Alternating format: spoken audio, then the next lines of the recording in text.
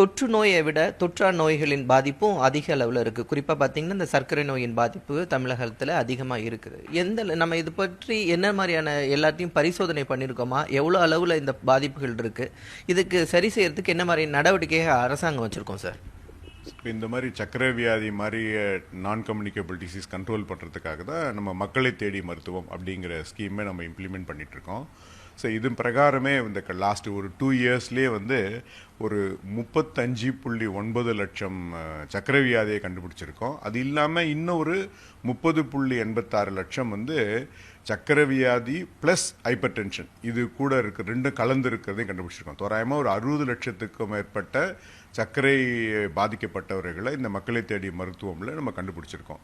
So இவங்களுக்கு உண்டான மருந்து மாத்திரைகள் எல்லாம் ஆரம்ப சுகாதார அளவிலேயும் இருக்குது.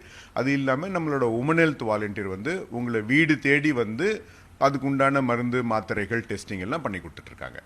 சார், இப்போ வந்து இந்த டெங்கு காய்ச்சல் வந்தாலோ இல்லை ஒரு 2 பேருக்கு 3 பேருக்கு வந்தாலே ஒரு பரபரப்பாக பேசப்போகக்கூடிய நிலையில் ஒரு சர்க்கரை நோய் 60 லட்சம் பேர் அளவுக்கு மேலே பாதிக்கப்பட்டிருக்காங்க தமிழ்நாடு முழுவதும் அப்படின்னு சொல்லும் போது இது எந்த மாதிரியான பாதிப்பை ஏற்படுத்தும் சார்?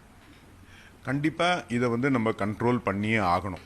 ஆகலைன்னா இதில் தான் வந்து எல்லா காம்ப்ளிகேஷனும் வருவதற்கான வாய்ப்புகள் உண்டு. சரி, ஃபார் எக்ஸாம்பிள் இந்த சர்க்கரை வியாதியை கண்ட்ரோல் பண்ணலன்னா உங்களுக்கு ரெட்டினோபதின்னு சொல்லுவோம், கண் பாதிப்படைய வாய்ப்பு இருக்குது.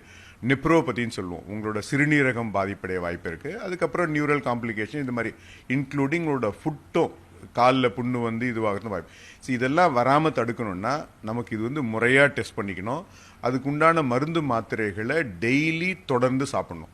ஸோ இப்போ இந்த மக்களை தேடி மருத்துவமில் என்னென்னா தனியாரில் இருக்கக்கூடிய அனைத்து மருந்து மாத்திரைகளும் இலவசமாகவே வீடு தேடி வந்தும் கொடுக்குறோம், அருகில் உள்ள ஆரம்ப சேவைகளையும் கொடுக்குறோம். சரி, எங்களோட வேண்டுகோள் என்னென்னா தோராயமாக ஒரு வீட்டில் ஒரே ஒரு பர்சனுக்கு இந்த மாதிரி சர்க்கரை வியாதியோ இல்லை ரத்த கொதிப்போ இருந்தால் 1500லேருந்து 2000 ரூபாய்க்கு குறையாமல் நீங்கள் செலவு பண்ணுறீங்க.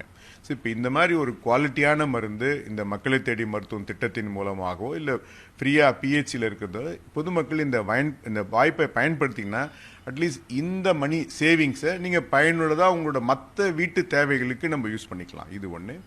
செகண்ட், எங்களோட ரிக்வஸ்ட் என்னென்னா இது வெறும்னே மருந்து மாத்திரையை சாப்பிட்டா மட்டும் போதாது, அதை தாண்டி இது உங்களுக்கு உண்மையிலே கண்ட்ரோலாக இருக்கா அப்படிங்கிறத என்ஷூர் பண்ணணும். இது என்ஷூர் பண்ணுறதுக்கு ஒரே வழி வந்து ஒவ்வொரு 3 மாதத்துக்கு ஒரு முறை அருகில் உள்ள ஆரம்ப சுகாதார நிலையங்களை நீங்கள் அணுகுனீங்கன்னா அங்கே உள்ள மருத்துவர் வந்து இதை சரியான முறையில் டெஸ்ட் பண்ணிவிட்டு தேவைப்பட்டால் கூடுதல் டெஸ்ட்டும் பண்ணிவிட்டு உங்களுக்கு உண்டான ப்ரிஸ்கிரிப்ஷன் மருந்து மாத்திரைகள் எல்லாம் வழங்குவார்.